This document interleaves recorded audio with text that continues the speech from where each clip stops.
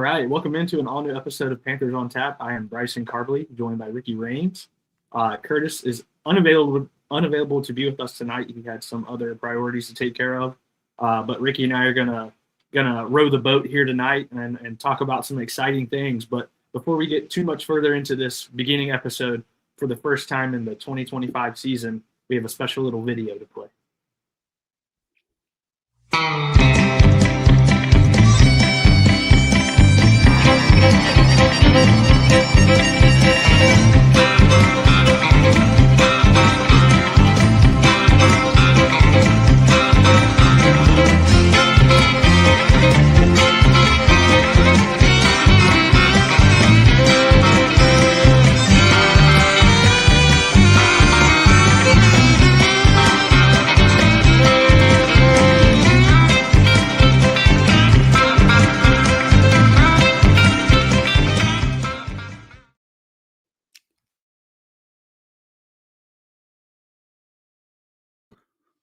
I tell you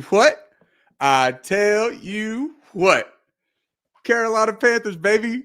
First win on the board, 2025. Man, how damn good does that feel, Bryson? Oh, it feels good, dude. Hopefully we get to play that W video a lot more. I'm trying to play it every single week. I want to look like this big of an idiot out here. Oh, yeah. Exciting. We get to talk about a win finally, a really good performance from our team. But before we get moving any further, Ricky, let's talk about what we're drinking tonight. You go first. You want me to start? Yeah, go ahead. Well, look, I didn't play that nice fancy little video for some bullshit. We got a bottle of champagne, and this ain't got nothing to do with those Falcons fans. Let's don't get this twisted here. I am celebrating the Carolina Panthers getting a W, and I want to drink a bottle of champagne every single Wednesday on Panthers on Tap to celebrate W's for the rest of this year. Now, it doesn't hurt that it was a 30-0 shutout to those little dirty birds down I-85. But this right here is one of my favorite champagnes, Champagne de Margerie. This is about 97% Pinot Noir grape, so it's got a really nice, full berry, fruity flavor, dry finish, a little bit of citrus on the back end. It is one of my absolute favorites. So while you talk about what you're drinking, Bryson, I'm going to go ahead and open this bad boy up and pour myself a big old wine glass. I love it, dude. I love it. I was thinking about going champagne. You know, we had our little group chat going, but wine just gives me such a bad headache, man. So I'm not trying to go to work tomorrow with that kind of a headache. So tonight I have two beers. I had to do this honorary beer here for my Carolina Hurricanes. They had a preseason game tonight. It didn't go great, but hockey is back, and I figured I'd give them a little shout out because I do love the Carolina Hurricanes.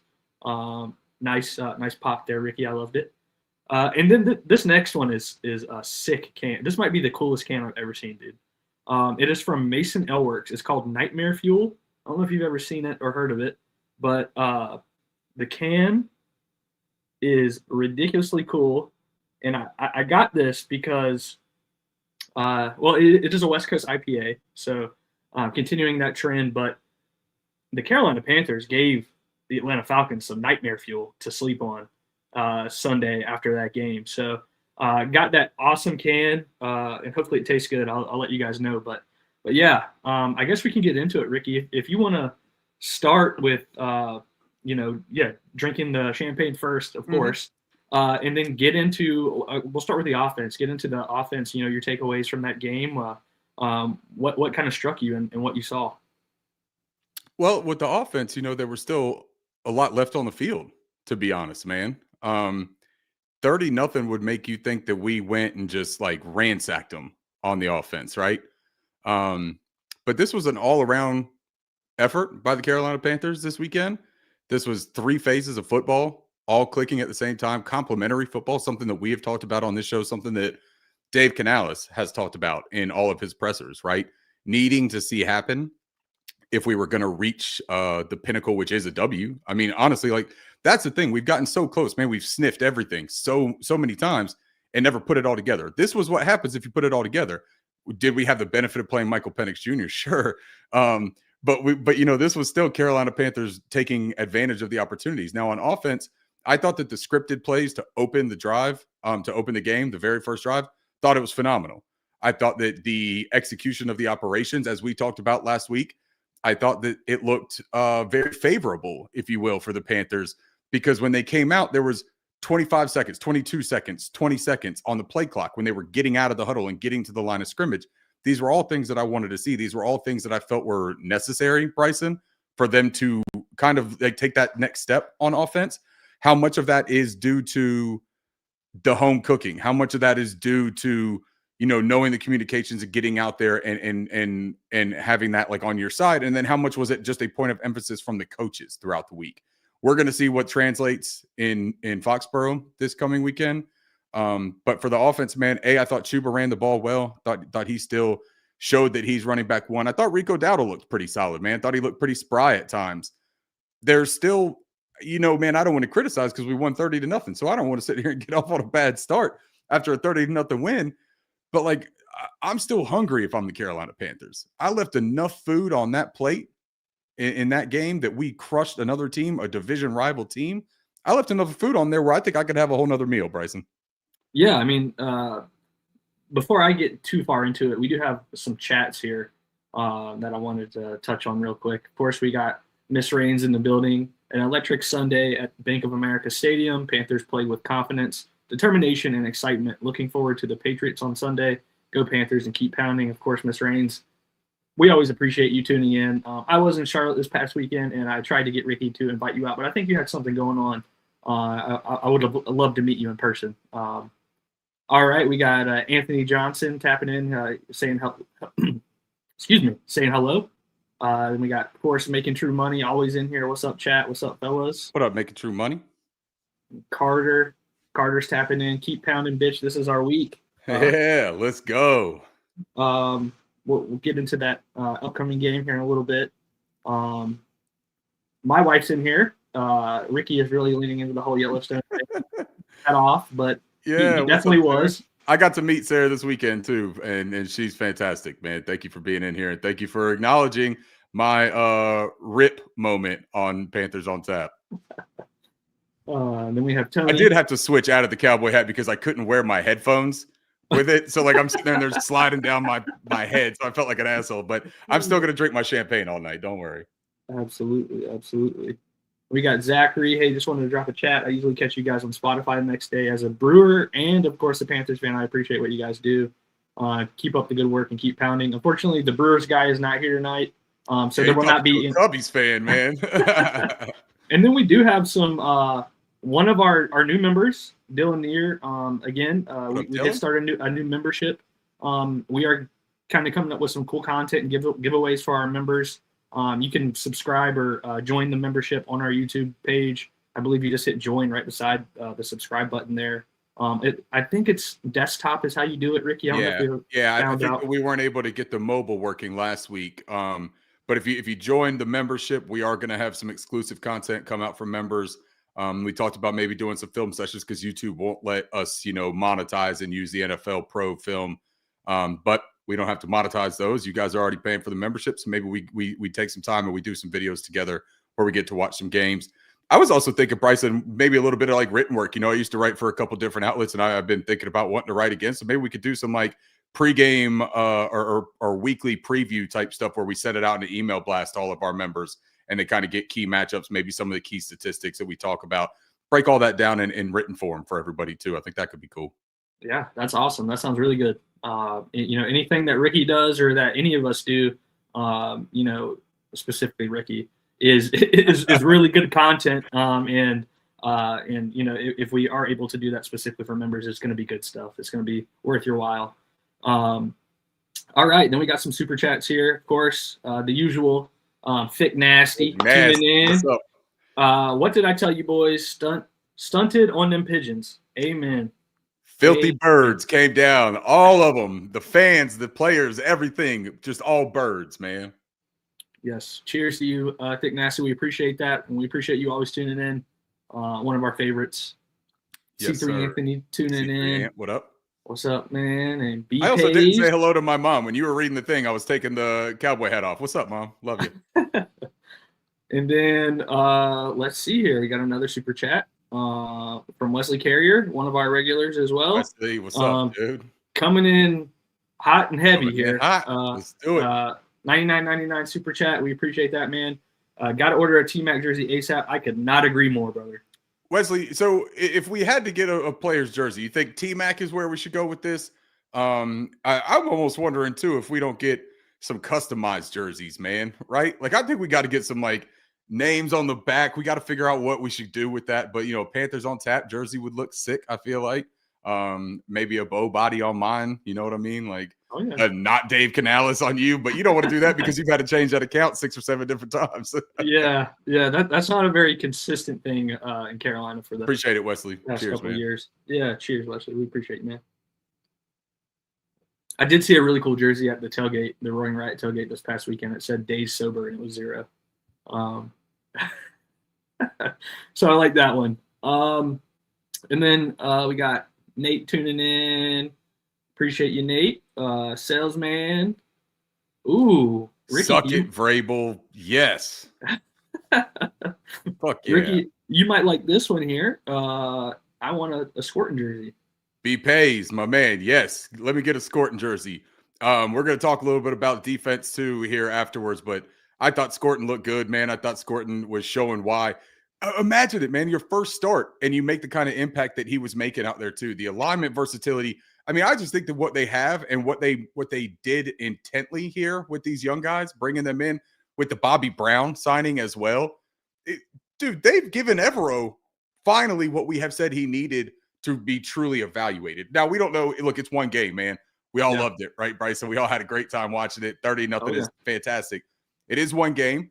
Let's get some consistency. Let's build from it. But even going back to that Cardinals game, man, they started putting things together. They started understanding some stuff, and they started turning some corners, trying out some different looks, some different fronts, some different shells, and it all started coming together against that Falcons team, man. I loved it. Beautiful. It was a beautiful sight to see. You got Steven Belkin here. What's up, Ricky and Bryson? What's up, Steven? And then Wesley answered your question. RB1 deserves to be rep more backbone. Chuba. I don't think you can deny that there, Ricky. Just got a Chuba jersey. I believe my mother and my sister at the game on Sunday found a Chuba jersey, finally a U size. And so my boy Max will be running around the city of Charlotte with a Chuba Hubbard jersey to go along with his Bryce Young jersey. Because the only other one we had was an Adam Thielen, and that one's back in Minnesota now. So. Yeah. You can go ahead and ship that one out. That one's all great. Right. Got caught up on the chats here. I'll jump in on the offense real quick, and then we can move to defense. But yeah, Ricky, I wholeheartedly agree with you, man. There was a lot of meat left on the bone there, a lot left to be desired from the offense. It was far from a perfect game from them, but again, I'm not going to be doing too much complaining. Winning a game 30-0, you're a division opponent comes to your stadium for your opening game of the season at home, and you win 30-0. There's not much complaining I'm going to do about that, right.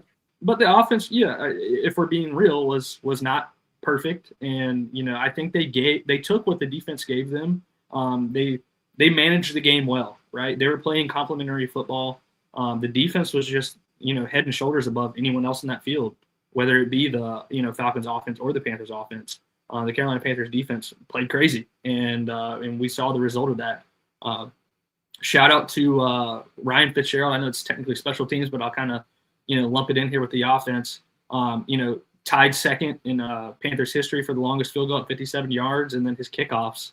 What a weapon that is, kicking that knuckleball. I think the Panthers are averaging like 21 yards for opponents starting field position on kickoffs, which is the first in the NFL. That's just something that Fitzgerald has been doing fantastic at, and really is a weapon for that defense. Once they get on the field and the opposing offense has to go 80 yards to score, it's really helped out a lot, I think. So yeah, offense. I agree. I think Chuba ran the ball well throughout the day on Sunday, and of course Rico did have a touchdown there towards the end of the game. So that was nice to see. Would have loved to get T-Mac a touchdown. Man, we need that bad. He's doing everything else that you could want a rookie wide receiver to do. He had that sweet catch that he was levitated off the ground 30 feet, and that was I think a crucial third down catch there. Yep. But I think that touchdown's going to come, and I think it's going to come quickly. But he's doing everything else he needs to do. So offense was good enough, I would say, on Sunday to win the game. And then on defense, I'll just jump in real quick and then I'll let you take over because I know you got some players to highlight. But man, that defense, Fun. what are we talking about here? A top 10 defense through 3 weeks in the NFL, the Carolina Panthers. Yeah, I mean it might be skewed a little bit, but they're playing good football, man. They really are. Week one they struggled stopping the run, but for 2 weeks in a row they've done a really good job. Specifically this past weekend against one of the best, if not the best, running backs in the NFL, kept him contained. Generating pressure on the quarterback. Trayvon Merrick just setting the tone like almost immediately on the field. I think that one of the first hits on Michael Penix, the one that Merrick, laid on him, I think rattled Michael Penix for the rest of that game. It was a shot straight to the ribs. Penix held his head when he went to the ground. Not sure exactly what happened there, and I don't wish for injuries, but he definitely felt that hit, and it set the tone. And Merrick just, if Merrick saw someone catch a ball, he saw like kill. I want to kill. Like there was no other. He was seeing red the whole entire time he was on the field, and I love that. I love that he sets that tone. The corners, I mean, we got arguably, I think statistically, one of the top corner duos in the NFL right now in Mike Jackson and J.C. Horn, both playing really well. And then, yeah, I would say just one of the best performances I've seen from a Panthers defense in a long time in Carolina. So I was excited to see that on the field. They were the major reason that Carolina won this game 30-0. The Falcons didn't get to the opposing or get to our 30-yard line at all in this game. The defense was just stout. And I'll let you jump into the defensive line because I want to hear you talk about them because, man, were they doing some stuff. The thing is, and real quick before I do mine, let's bring up this super chat here real quick. Bryson, got another one. Zach Bauer, I'm assuming, $3 says, cheers. Hey, all wide receivers injured? Dan Chesina time? Maybe. Yeah, first let's cheers. Cheers, man. We appreciate it. Oh, and I should have put my pinky up as Chris Dellard pointed out in one of the things. Hold on. Yeah, that's a little bit classier of me. So as for the wide receiver injuries, and we're going to get into the injury report a little bit later, but we'll touch on it real quick because of the super chat. And that is a good way. If you have a question or if you want us to speak on a specific topic, drop a super chat. We'll get straight into it. Or you could grab a membership, right? Memberships are the same thing. I think they're $3.99, $4.99, somewhere in that range. I can't remember. Curtis set it up. And then he bailed on us to have to do all this. So he sandbagged us with that one. For the wide receivers, I from what I heard with T-Mac in the locker room after practice, he didn't sound overly concerned about not being out there on Sunday. I believe that he's going to give it a go. Xavier Legette's still a little bit iffy, but hey, Xavier Legette wasn't out there this past week, and this isn't me saying that this offense is fine without him. It would be better having the threat of Xavier Legette on the field, at least in theory. We're still without Jalen Coker. Hunter Renfrow is still going to be out there. Hunter Renfrow can still make plays. He had a vet rest day today, I believe. Bryson Tremaine was out there, and he played significant roles in run blocking. He was used, in those motion going through the gap blocks, kind of like Puka Nacua does in Los Angeles. These are things that we have been wanting to see out of this team. I mean, the run scheme is still a fairly reminiscent build of Liam Cohen and McVay in that LA style zone run. So there are things that they could do to get a little bit more creative, get a little bit more modern with it. And I thought that they did that with some of the receiver stuff today. That also probably tells you why Jimmy Horn Jr. doesn't see the field, is because they don't really trust that he's able to do much of that right now and can't contribute on that. Does that mean that he won't be on the field soon enough for offensive and maybe even special teams reinforcements? We'll see. But as for our receivers, man, I'm not overly concerned about it, to be honest. If they can build and Mitchell Evans look good at tight end, so maybe if Jatavian Sanders misses a little bit of time, Tommy Tremble and Mitchell Evans might form a nice little duo here for some 12 personnel. Maybe James Mitchell comes off the practice squad. I trust that getting the rhythm back, seeing what works with Bryce Young, and if this offensive line can perform. The offensive line is really the engine of this offense, man. If they can hold up and do their job, Bryce Young is a very formidable, very good quarterback, in my opinion, and he's going to be able to make the most out of what is around him. So I still think that T-Mac's going to play Sunday. I'm not overly concerned about that, Zach. But thank you for the super chat, my man. Appreciate you. Where were we, Bryson? We were talking about the defensive line. Yeah. So the fronts that they played, they did a lot of different things, right? I still think that their nickel flex front is their wheelhouse. That's what they deployed more than anything. I believe they were in base for only like 22%. I have to look at my chart. Give me 1 second so that I'm actually speaking from fact instead of just what I think I can remember off the top of my head. All right, so it looks like for Carolina, we had 56.5% of the snaps were in nickel personnel. 22% came out of base formation. That's a 3-4. Now, the crazy thing to me, man, was how often they were running dime personnel out there. 18.6% of week 3, they were running dime. Now, for the dime, I thought what my favorite part was how effective Trevon Merrick was as the dime linebacker. They were able to use him as a big nickel. They were able to use him as that dime linebacker and keep him inside the box, but then have Lathan Ransom and Nick Scott still out there playing safety. Those 3 safety looks were absolutely effective. And I think that that's the idea, and that's the purpose of bringing in a player like Trevon Merrick, is because he gives you that versatility and those scheme adaptable things that you did not have on the roster last year. Like, you're not going to do that with Xavier Woods, right? You're not going to trust Xavier Woods to be an extra run defender, essentially. Like, that's not his game, man. I'm not exactly sure what was his game. He's out there in Tennessee, and they're kind of asking the same question right now. For some reason, they keep signing former Panthers. I don't know what they're doing, Bryson, but hey, not my problem. We have current Panthers, and we're winning football games. Real quick before we get into something else, another super chat. Joko, Panthers win, we all win. Keep pounding, bitch, in Chad words. Yeah, I love it. Love it, Joko. Appreciate you, man. Keep pounding. See how happy everybody is, man. I've been waiting to do one of these episodes, Bryson, for so long, where we're just excited. We won. And not just one, man. We whooped ass on Sunday. Yeah. Put a hurting on them boys. Now, defensive line, though, real quick, before I get sidetracked again. Sorry. Nick Scorton's versatility on that front to be able to line up far wide in a wide 9 alignment technique, and then also be able to slide in and play that 4-eye on certain packages. Like, they're not asking him to do that consistently. They're not asking him to fortify that or to bolster that interior of that line. They're asking him to be a pass rusher out of that technique. And I think that that's a really smart move, especially with the stunts that they can use. I think that they should use more stunts, to be honest. Some of the more defensive line games, I think that they could stand to do that a little bit at a stronger rate. But Bobby Brown, I think, is just a wildly unheralded addition. We talked about him a lot on this show. Derek Brown being back, I don't know how I didn't start there. Derek Brown is a man amongst boys still. I worried, Bryson, how he was going to be coming off of that significant injury. I don't got much worries, man.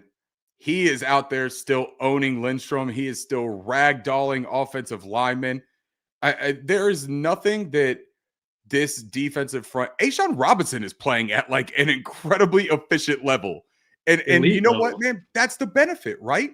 That's the benefit of getting a Derek Brown back. That's the benefit of not having Shy Tuttle be the anchor in the middle of that front. And instead it's Bobby Brown. Yeah. Derek Brown even has played a little bit of nose, a little bit of shade technique. This is the whole point of it. And we're doing all of this without the biggest free agent investment on the defensive front in Turk Wharton. You bring him back, and all of a sudden you start running some of those dime looks that they're running where it's one defensive lineman down, whether it's A'Shawn, Derek Brown. They've done this a handful of times. If it's just one of them, you start doing that with Turk, or you start mixing him in with that. You start working those defensive games with the stunts and the movements behind. Man, you're opening up a world for Evero that he has not had the ability to do. And I think we are seeing the Evero. Give him credit real quick, man. We have got to give him a little bit of love here because he is doing exactly what we hoped he would do. And that's all you could ask here, man. Like, I don't care if it's a player that you hate. It could be Jonathan Mingo coming back and wearing processed blue. If he goes out there and he starts playing good ball, you better recognize it. You better give him some props. So props to Ejiro Evero. Props to that defensive front. And props to the damn fans, man, going out there. I heard that it was electric. I wasn't there. Bryson, you were. But I heard it was absolutely electric, and it definitely did not seem weak-ass to me. No, it was. It was absolutely electric. I thought It was a decent turnout for an opening home game for a team that was 0-2, but the fans were there and they were loud, and there were a good amount of Falcons fans too. That short drive from Atlanta to Charlotte, but they left pretty early, and we took over, and it was a good time. But before we get any further, do want to point out one comment. You were talking about Derek Brown. I thought this was a funny comment. D Brown out here slinging guys around like mower blades. Yeah. I've never heard that analogy, and I thought that was cool. And we did have another super chat from another one of our regulars here. We appreciate him very much. Zachary Hernandez. Panthers offensive line better make Milton Williams regret not signing with Carolina. Make him and that defense suffer. Keep pounding. Cheers. I'll cheers to the sentiment first. And then, Bryson, I'll tell you, I'm a little bit nervous about Milton Williams, though. Yeah. Hey, look, I hope, Zach, man, I hope you're exactly right. I hope they make him pay. But I'm a little nervous, man. That interior of that defensive line for the Patriots, we'll get into it too. But that interior for the Patriots, man, it is a beast. They are pretty stout. Yeah. Mike Vrabel's got him playing pretty well up there. But as Salesman said, suck it, Vrabel, right? All right. Yeah, is there anything else you wanted to touch on in that game? Nah, I don't think so. Shout out NATO real quick. NATO Jenkins says that he won't be able to catch the entire episode. He'll catch it in the morning. That's our guy, OPM from Twitter. I always appreciate him tapping in, man. Great guy right there. Yeah, from the game though, let's I don't think either of us mentioned Shaw Smith-Wade. And Shaw Smith-Wade and Mike Jack. I don't think that we talked about either of them. And we would be entirely remiss not to, because Shaw was flying around. We know he had the pick six, and that pick six was a thing of beauty, man. You could see the panic in Michael Penix Jr.'s posture. He didn't even have to do anything, and I could tell he was about to make a mistake. That man was hunched over like he was already considering giving us a football. Shaw, but here's the thing that we talk about with the Panthers, and everyone wants to say, oh, those Falcons suck, man. They're ass. That's why we won that game. Sure, Michael Penix played like shit. But if the Panthers don't seize opportunities, if they don't make the most of the opportunities and finish plays, all of that is for nothing. You can have bad games as a quarterback and still have your team win the game, but our defense took opportunities and they turned them into points. And Mike Jack, God bless him, man. He looked like he was, sucking wind the minute he caught his interception. Like, I felt bad for him almost, Bryson. Like, on the broadcast, man, I saw him catch it, and I was just like, oh, my God, he's exhausted. He said he actually didn't even want to score because he didn't want to come right back out in the field and play. He was fine with not scoring. I saw it, man. And then I saw he tried to say something about, I was trying to do something. I didn't want them to have the ball, or I was trying to do something strategic with it. I'm like, I don't know, man. I'm pretty positive that should have went for 6, but you were just dog tired, bro. And I get it. He played his ass off. Salute to Mike Jack, man. Mike Jack is playing some of the best football in the NFL. That doesn't mean as a cornerback 2. That doesn't mean as a cornerback 1. And that don't mean just for the Carolina Panthers. In the NFL, that man is having a fantastic season. Yeah, and one other thing that we didn't mention that I want to touch on real quick is I guess one of the only negatives from this game was the muff punt from Trevor Etienne. 100%. I think, what point in that game, Carolina was up 7-0, I think, and they got the ball back. And they just made a stop, a really nice stop to get them to punt it. And that was the chance for the Falcons to get back in this game and really make it a thing, but the defense stood tall. I think that's when Romo missed a kick, one of his multiple. Yeah. Hey, how about that, too? I feel like there was a show. I feel like there was a podcast that actually talked about that, right? Yep. And and Curtis we were at the game. I was there with him, and he was giving the Atlanta Falcons fans all of the shit that you think Curtis would be talking when he's a little tipsy, calling him Tony Romo and that he has that choke gene. So it was a good time. It really was. But yeah, I think as far as that game goes, let's build on it, man. Let's stack some wins. Let's use this as a stepping stone. We all felt like the end of that Cardinals game, we saw that offense come to life and the defense really start playing well too.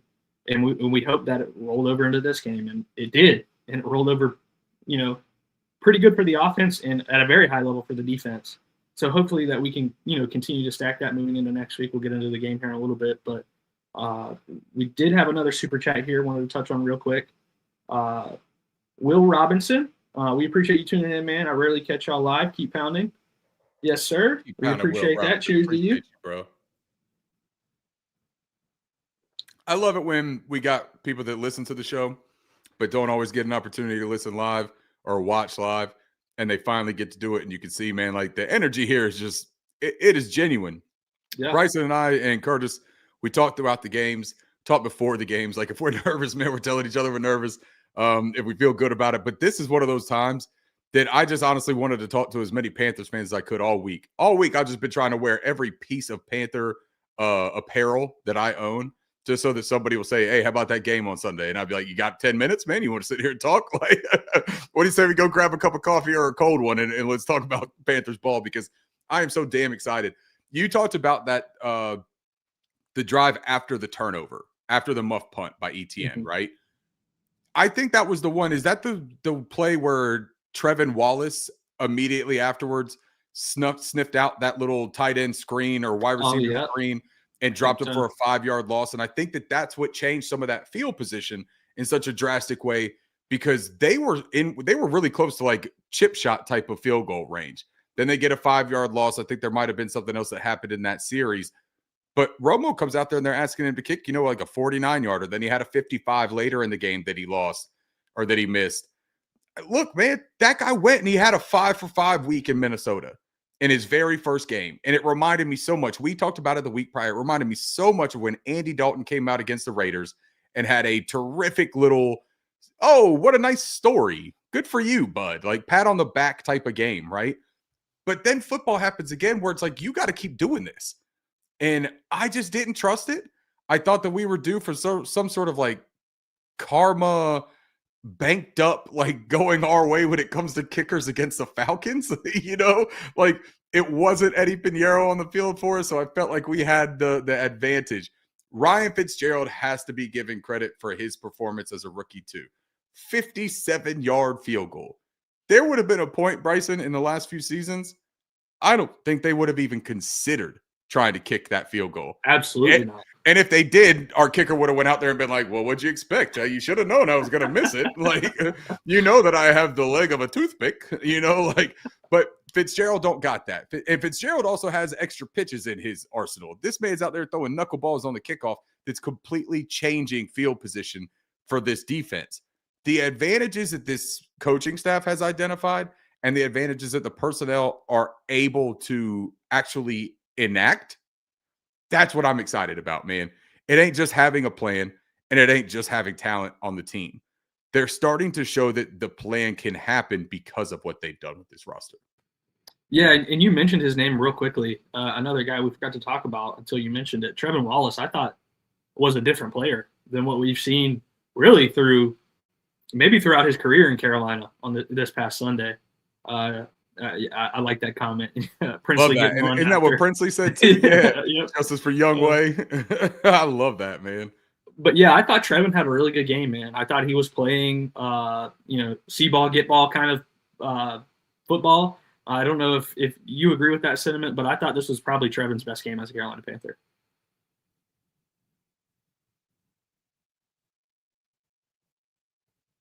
Oh. A little technical malfunction there. That's my fault. Yeah, I don't know.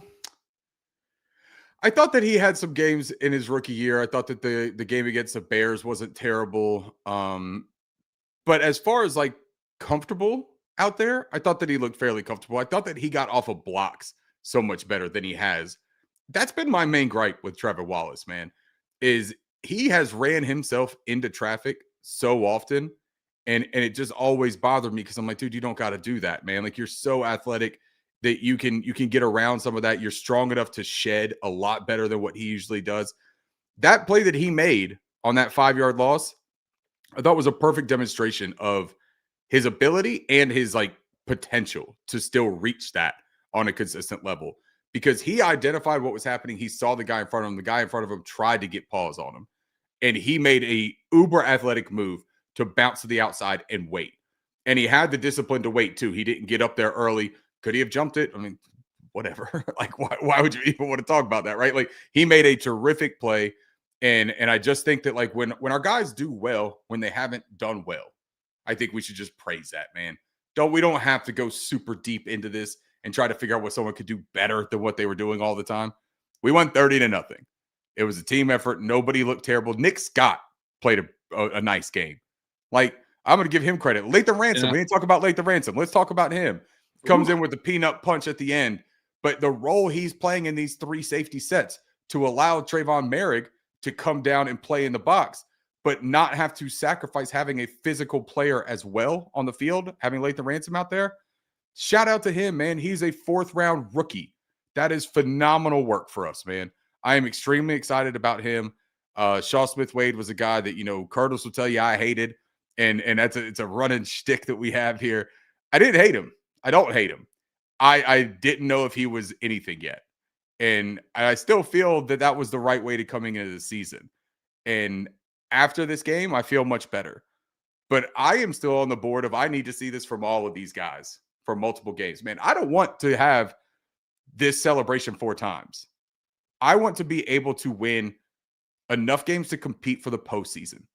I want this team to be legitimately feared when they come on the football field on Sundays, Mondays, or Thursdays. And I want us to contend for the division this year. I think we can. Agreed. All right, Ricky, if we want to transition into, I think we're going to talk about some injuries that came up this week or today at practice. Yeah. We're going to bring that list up for you guys and get into that. Let me jump into that. Give me 1 second to bring it up. Yeah, I can touch on some of these comments. We've got a second. Yeah, we mentioned that T Love lady. Yeah, they didn't get past our 30-yard line, 0 red zone trips. That was a crazy stat for that defense. Killer, isn't it? I mean, that's just massive, man. That's just going to be. I mean, that's just a dominant performance. Like that's belt to ass. You know, belt to ass. So yeah, shout out to the defense. Get to a couple of these comments real quick before we got the injury report up. We're going to go through that. It's the official one from the team, and there's still a few days left too. So some of these statuses, we'll see how much they change. But we also got the Patriot stuff down there to kind of take a look at that as well. I like this comment a lot too from the professional. It's crazy Panthers are being innovative with the knuckleballs, and as a rookie do that and kick field goals. It has Mike Vrabel in shambles watching kickoff film for 2 hours. I saw that. I saw that quote today where he said something about the dirty kickoff that's got him watching kick returns for 2 hours. I love that, man. Like, just another element for another team to have to plan for, instead of just saying, hey, get a little bit of pressure on them, they're going to make mistakes, right? And their defense can't stop a tiny leak. It'll turn it into a whole damn river. So I just think that we're in such a different position, man, than us fans have been able to think about for the past couple of years, that it's almost overwhelming at times to go through all of this shit and figure out what we're doing. What did it T Green here said the same thing. Vrabel not going to have an answer after Sunday's game because we got to keep pounding. Love that. I can't wait to see what. And chat, I hope that y'all have your predictions ready for that game next week, because I want to see what y'all think about that too, and find out what the temperature is right now with the fan base after one win. We're 1-2, but after one win and then the comeback against the Cardinals in week 2, I can't wait to see what the temperature is. And also, we've talked about a couple of his comments, but Tony Salazar in the chat, Tony is the man. This dude does so many awesome giveaways for Panthers fans. Believe he just gave away a Bryce Young autographed Alabama card, if I remember correctly. I saw it. Tony, if I'm wrong, please correct me on that. But he does so many awesome giveaways. He's at training camp whenever the fans are allowed to be at training camp. He's there and he's getting autographs. He takes his kids to these things. Just an all-around awesome dude. One of the great fans for the Panthers community. So I'm glad that he's in here too. T Green already gave us a prediction here of 27-17 Panthers. We'll keep that in mind. I'm going to go ahead and I'm going to start so that we can bring it back up later. All right, T Green, I see you. All right, Bryce, you want me to get into this injury report real quick? Yeah, let's do it. All right. Top of the list, we still have Patrick Jones a second, and Xavier Legette were DNPs today. Neither played last week. Patrick Jones dealing with a hamstring after his really terrific performance too against Arizona. You know, it's weird to think, Bryson, but what would this have looked like with Pat Jones as opposed to Nick Scorton out there for as much as he was, right? Is it better? Is it worse? Is it even keel? I don't know. But depth is never a bad thing. I thought DJ Johnson, too, by the way, didn't play bad this week. Like, Had a decent game. I really didn't think that he was bad. He didn't play a whole ton of snaps. I believe he played like 12 snaps or something like that. It wasn't even credited with the pressure. Although he got in Penix's face on one where, his blocker released him and he got through. Mm-hmm. But I thought that he played okay, man. He still only has a bull rush as a pass rusher. And that's, if that's not working, he's pretty easy to hem up there. But good for him, man. Glad he had a good game too. T-Mac, DNP. That's the big story, Bryson. Yeah. You worried about that at all? No, not necessarily. I mean, we touched on it a little bit earlier. I think Dave Canales in his presser today said that, he had a calf injury. He's considered day-to-day. And then, the reporters were interviewing him in the locker room after. And, he kind of said that he was pretty confident he was going to be playing Sunday. So, I mean, this is a guy that's playing, 96% of snaps in games and targeted a lot, getting a lot of work when he's on offense. So if this is a semi-rest day for that, maybe a little bit sore calf, I'm totally fine with that. I don't think there's any risk of him not playing on Sunday. That's my sentiment with it, at least. Now, Bryson, I got to fill up my champagne glass one more time. What do you say that every time I fill up my champagne glass, we play that victory video and we get a little bit of fun going? I'll throw that Cowboy for another couple minutes. All right. We got to celebrate.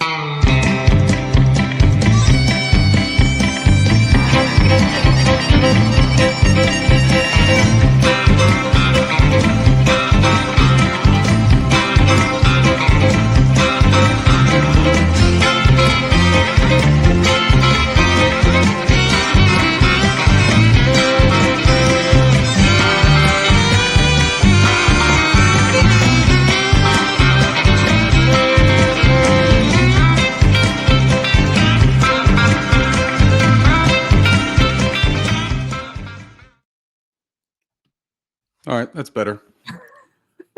I just want to see that as much as I can. I'll throw the hat on for a couple of minutes until I can't hear anymore. All right. Can you see the screen enough to go through, Bryson, while I pour this champagne again? Absolutely. Of course, Jatavion Sanders, DNP. I believe that was like a multi-week injury, kind of week-to-week status for Sanders. Don't think there's – it looks like it's going to be Trimble and Mitchell Evans and James Mitchell at that tight end position for the coming weeks. And I think that group has some potential there. I think Mitchell Evans has showed a little bit in the small amount of reps he's played, and then James Mitchell showed stuff in camp and in preseason. So, that group could be, on the rise, I guess. Trishard Morton, another DNP. I'm hoping he's back sooner than later. I really do. I'm selfish. I want to see him out there on the field. When he was playing in week one, he was a dog on the handful of plays that he had. So I think you add him to that defensive line, man, and we're talking scary hours there for that defensive line. DJ Wanham, hip, did not participate. That's a new injury, right? Yeah, and I don't know, he was dealing with a hip, I believe, prior to the season. So I don't know if this is kind of a maintenance thing. I think we can anticipate some of these guys ending up on the injury report throughout the season just as part of the maintenance program, to be completely honest. Yeah. Yeah, and then the rest of the guys here were maintenance related. Rico Dowdle, J.C. Horn, Taylor Moton, and then Renfro had a baby. So congratulations to Hunter Renfro. And I got to shout out B Pays in the chat because he tweeted at us and said, "Hey, tell Bryson congratulations," because everyone calls Bryson Hunter Renfro. So that was a fantastic joke by Pays today. Yeah, man. Appreciate that, Pays. I'm not. I guess I'm not running from those allegations anymore. I can't beat them. Even though I don't think I look like them at all. But and while we're about to get into New England, let's bring up Kyle Heath's comment here, because this is a pretty big storyline, in my opinion, for this upcoming game with the Panthers. Yeah. He says Patriots will be interesting in the pass game defense if Gonzo is back, and that's referring to Christian Gonzalez, their very obvious cornerback one, who has not played yet this season, dealing with injury. Christian Gonzalez, man, like he would be a much different player than what they have right now. Right now, they're running out. Carlton Davis the third is having a decent season for them so far. Craig Woodson, the rookie safety. Jalen Hawkins, their safety, is having a really nice start. Marcus Jones has been playing a lot, but they don't have Kyle Duggar is playing a little bit for him, but he's not really getting the field on what you would expect with Kyle Duggar and the contract and the draft allocation of what we expected out of Kyle Duggar. But some of these other guys are having decent years. But you look at like cornerback 2 type of situation for them, it's rough, man. Like they are allowing some pretty significant, we'll get into it with statistically speaking, but they're allowing some pretty significant production. And if Christian Gonzalez is back, that does change the landscape for me a little bit as far as T-Mac, obviously, because they're not afraid of letting Christian travel and shadow the best corner. At least they haven't been in the past. I don't know what Vrabel and the rest of this defensive staff will do now, but I would assume that they would probably allow that. And we'll get into their usage and all that kind of stuff as well for the Patriots and give a better look at that. But Bryson, you want to run down this New England injury list for me? Yeah. We'll hit on it real quick. Kayvon Chaisson, does that ring a bell to anyone? DMP, I wish he was full participant and ready to go. Well, he's not having a bad year, right? Oh, I don't know that. He has 10 quarterback pressures, 1.5 sacks. Damn. I mean, dude, he's 7 tackles, 6 stops. Okay. I mean, it's not awful for Chaisson right now, man. And that is different than what Panthers fans remember about Kayvon Chaisson. Yeah. So maybe it's not a bad thing that he's a DMP. They had Jared Wilson, guard, DMP with an ankle, and then looks like they had some limited participants and full participants listed here. But Gonzo, limited participant, so it's looking like he's making progress towards potentially playing Sunday. And I agree with you, Ricky. I think that's a different beast to deal with there. Right. And Vrabel said that he's working his way back this week with the hopes of being able to play on Sunday. So that's going to be interesting. Jared Wilson, their guard, that was my number 1 ranked center out of this draft. He's a rookie guy out of Georgia. He's been playing guard for them. I anticipate he could move back to center at some point if they can bolster the depth there for that offensive line. But he's a really good football player. If he's unable to go, has an ankle and a knee. If he is unable to go, I think that that's a pretty significant thing as well, because their offensive line is still gelling there in New England. That's not a finished product. They have good moments. Will Campbell, the rookie left tackle, looks okay at best, I would say. Like he obviously has a lot of talent, but he can see the adjustment period of a rookie coming in. It's not a Joe Alt situation where he hits the ground running. It's not an Armand Membo situation or a Penei Sewell. This is a little bit different for Will Campbell, getting acclimated to the speed and the strength of the game and understanding the nuance of that group dynamic. But Jared Wilson would be a big thing. They are allowing some pressures. We'll get into that too, about their sack numbers and about how maybe that's a key for the Carolina Panthers and maybe show some answers of where they need to be on. Matt Collins on there, hand full participation. Matt Collins is the guy that doesn't wear shoes. I'm hoping that we step all over him this weekend. And it ain't got nothing to do with anything personal. I just think it's funky that the guy walks around with no shoes and says crazy shit. So I would love to see a JC Horn, maybe interception. Maybe Trayvon Merrick lays one of those rib shots. We were talking about Penix earlier, where Merrick hit him on the ribs and he landed on his ass and he grabbed his head. That's how good of a hit that was. He hit him in the ribs, he landed on his ass, and he grabbed his head. Felt it through his whole body. That is laying the boom. And that hit right there, by the way, not to travel back in time, I feel like Marty McFly in Back to the Future 3 right now, where I'm in the Old West wearing my cowboy hat. Not to travel back in time too far, but into that conversation. But that hit right there for Michael Penix Jr., that set the tone. And I don't think that left his mind for the rest of that football game. And you talk about Trayvon Merrick and what he means to this team. That's what the hell he means to this team. That is the tone-setting temperament and personality that this defense has needed for a long time, and he's bringing it. So happy to see that bounce back from him. All right, we'll go ahead and we'll stop sharing the screen here on the injury report, because that's as much as we have right now for them. Should we get into statistically speaking now, or is there something else that we need to touch on before we dig into the stats on this game? No, we can roll into statistically speaking and then talk about the game next week after. All right, let's go ahead and hit or it. this weekend. All right. Let me make my screen as big as I can so I can see all this fine information. All right. Actually, you know what, man? I'm tripping, Bryson, because we have our statistically speaking video that we're supposed to be able to do before we do this. Yeah, come on, man. You got to forgive me, man. You got your cowboy hat on. You forget about everything. Well, and I started doing the champagne, and that just kind of changes everything, doesn't it? All right, let's bring it up.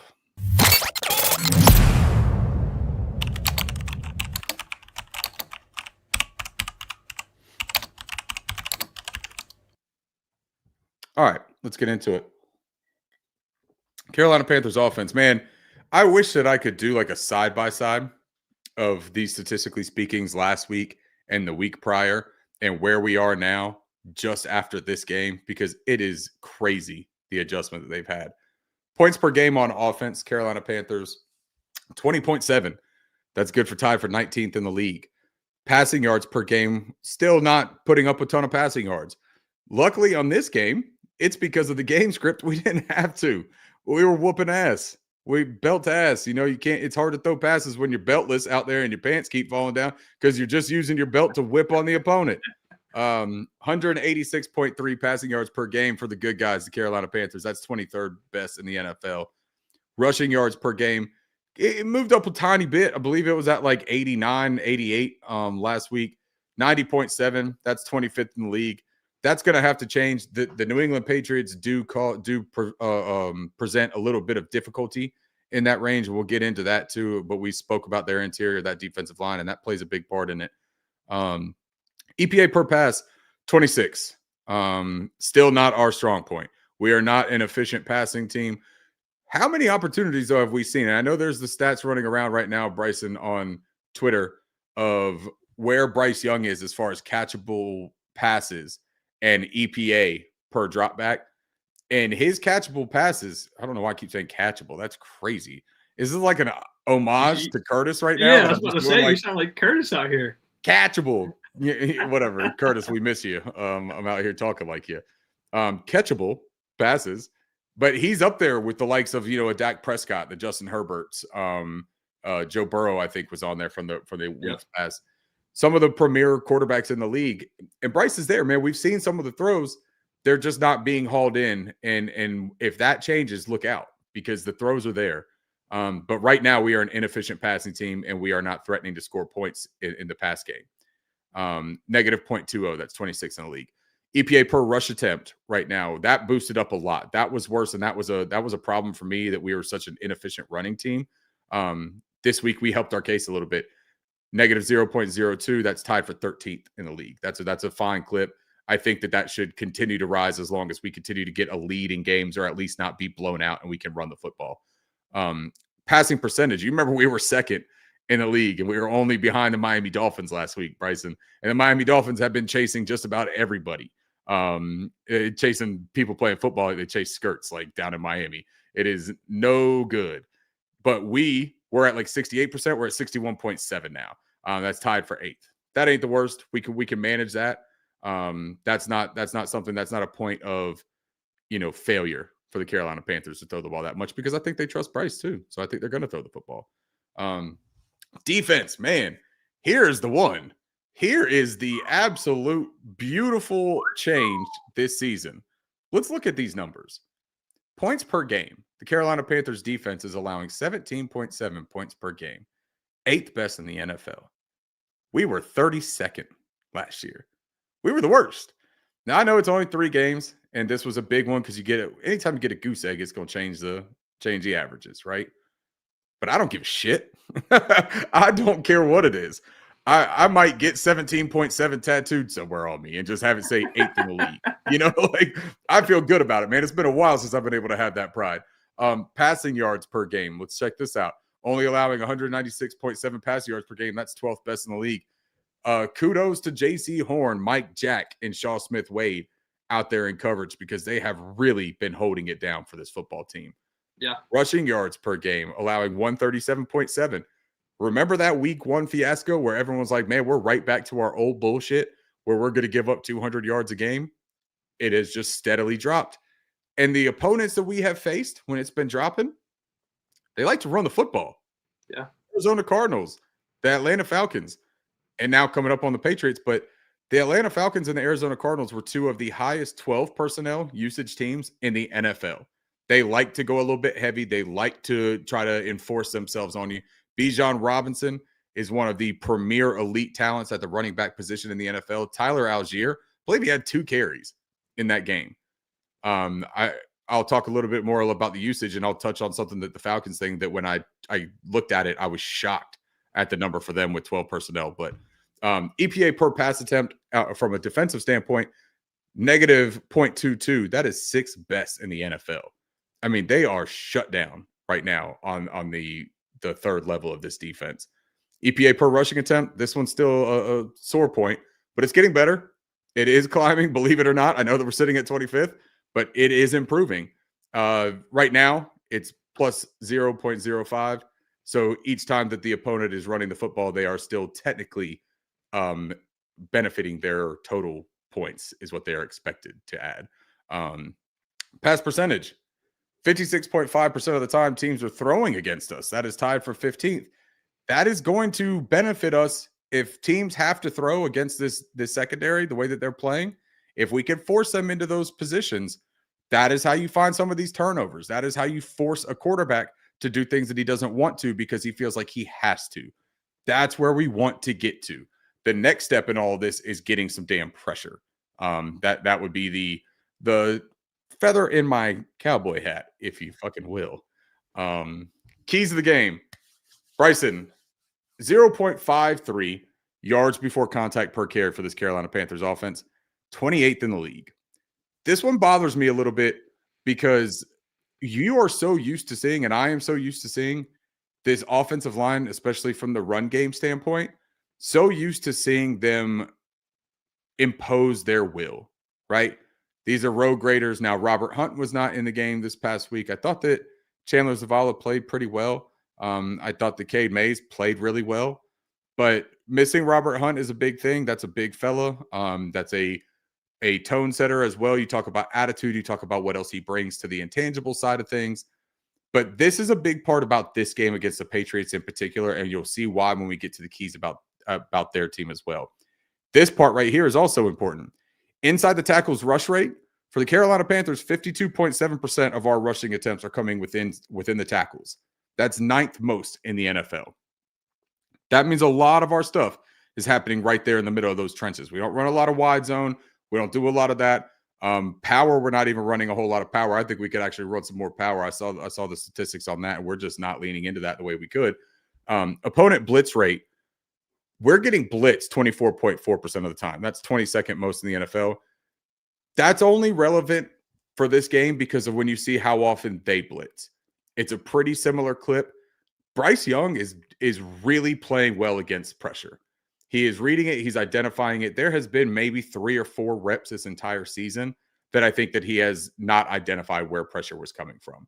And I think that if they continue to get up to the line of scrimmage quickly, Bryson, and give him time to do his processing and his pre-snap diagnosing, I think that number is going to continue to be a good thing for us when opponents try to send pressure and get him off his mark. It don't work well for him. For our defense, this is what we talked about, man. Quarterback pressure rate. We're still 30th in the league at 24.3%. We have got to figure out a way to get pressure. The second part of that is right there underneath it, the time to pressure, 2.7 seconds, 19th in the league. We don't have any really quick winners, man. We don't have instant winners, just creating pressure right off the snap. We know Nick Scorton has a really fast get off. That's been measured, and that's been clocked as one of the top measures in the NFL so far. But they're still working really hard. They're still having to get to them eventually. We need instant wins. I think that continuing to get that game script in our favor will help with that, and dialing up the pressures, using the different fronts, using the different shells, it will help. 3.99 yards after contact per rush attempt, 30th in the league. They are allowing players to get extra yardage. That has to stop. We have got to figure out a way to eliminate the extra yardage. We have got to figure out a way to keep things runs and they are just trying to get a first down or they're trying to get 2 or 3 yards and we end up giving chunk plays. Those explosives end up costing us dearly. Now that we have finished the Panthers side of the statistically speaking, let's welcome in Curtis. Wow, look who it is, chat. You guys think I missed the first win of the season? Hell no. All right, well, hold on now. Hold on now. We're going to have to do this now since you're here. Hold on.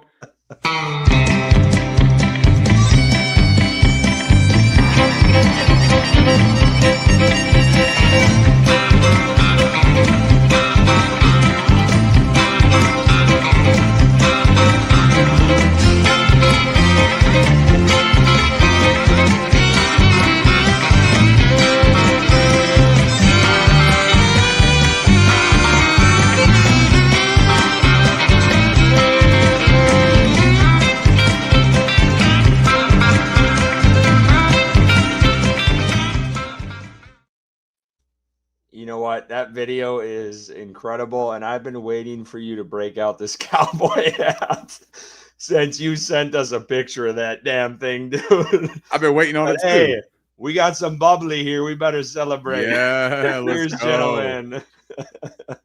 Curtis, why don't you, one of your first tasks joining us is reading a super chat that's come through that we have not touched on yet, and then you can kind of talk about the game if you want a little bit here since you missed the beginning of the show.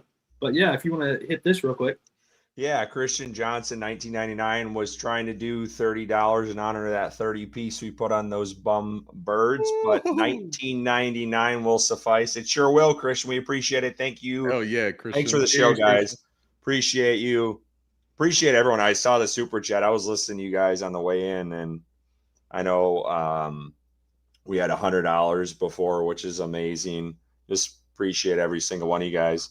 Yeah, the super chats have been coming crazy tonight. I love that he wanted to do the $30 in honor of the 30 piece that we laid on him, man.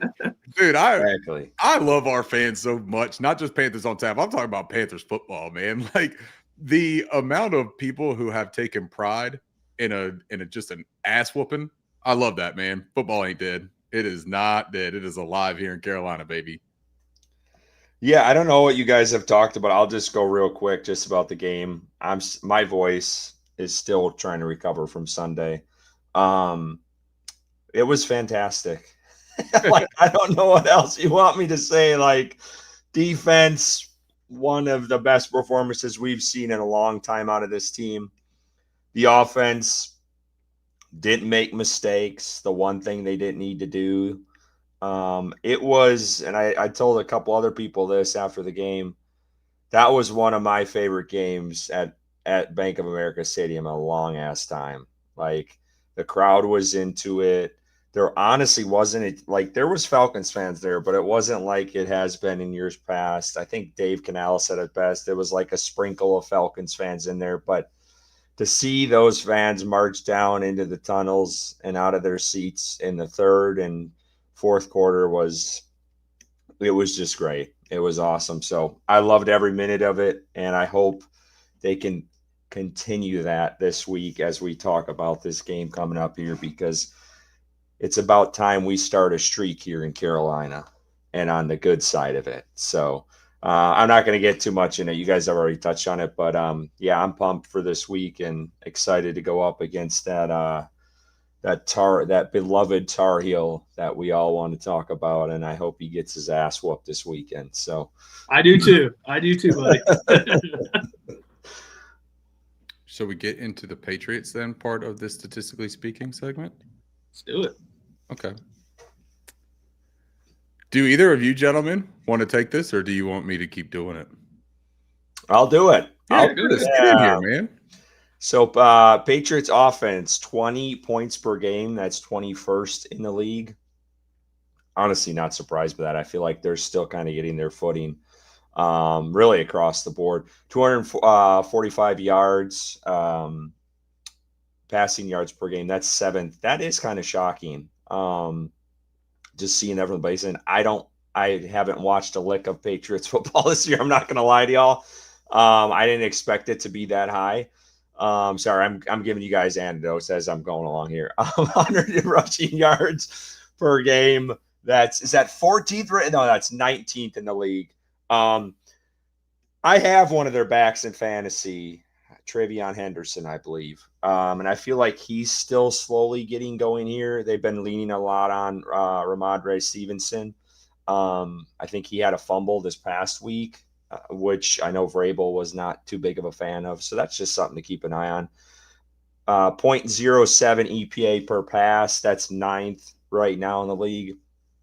EPA per rush minus 0.22, which is 30th.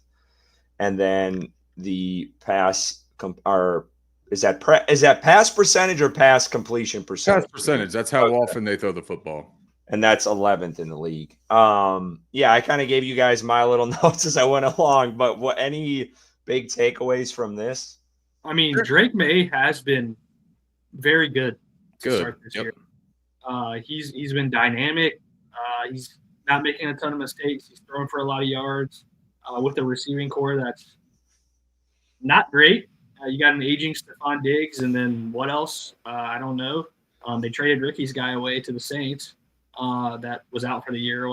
So you're telling me, I don't mean to cut you off, but so they're throwing a lot of yards, but they're not putting it in the end zone. I mean, that's kind of what I'm getting away. If you're going off of 21st in points per game, like that's not. Yeah, Drake, I believe, has 5 touchdowns and 2 interceptions. So I mean, it's not like super gaudy, but it's also not like awful. I think he's added one on the ground too. I think he's had like 80 yards, 90 yards, something like that on the ground, and a touchdown as well. Drake's been great. If I'm not mistaken, Ricky, I think this past weekend, I think Ramondre fumbled twice. Yeah, it was twice. Wasn't it like within 5 to 10 yards to goal to go? And then today at practice, they showed during like the tackling portion of the drills, they had Travion Henderson was running back 1, Antonio Gibson was running back 2, and Ramondre was running back 3. So that's something to watch too, because they may, if they give more to Travion Henderson, I don't like that as much, because that dude there is a dynamic back. Yeah, man. A lot of people had the comp of like, the Jamal Charles or even the Jahmyr Gibbs type of football player coming out of Ohio State this past year. And, he was in the duo with Quinshon Judkins, who also is playing tremendous football now that he's back after being done beating up women or whatever it was that he was doing out there. He's back on the football field, and now he's starting to beat up goal lines. So that could be a problem for the league as well. Yeah, so I mean, the defense is going to have the work cut out for them, and I think that secondary is going to get a test. We talked about how good they've been up to this point, but Drake May is not afraid to throw the ball, and he's not afraid to test corners or safeties, whatever the case may be. I loved him in college, but man, I hope he gets his ass whooped on Sunday. I'm praying for 4 interceptions, 20 yards passing, and a offensive coordinator getting moved up to the box like the Atlanta Falcons.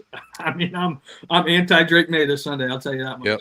And man, Drake is a really smart quarterback, and that's evidenced by his completion percentage. I think that he's completing like 70% of his throws.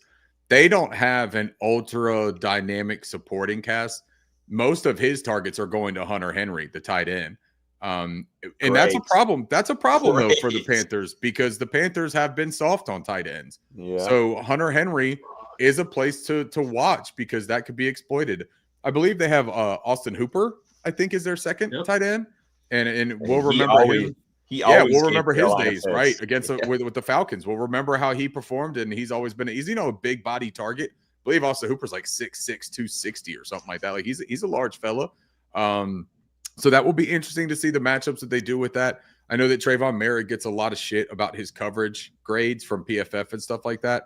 But when he's in the box and he's playing up close and he's playing against some of these tight ends, or he's playing at some of the shifty slots, that's a tough cover for just about anybody, man. And you don't see a whole lot of safeties being thrown into that position.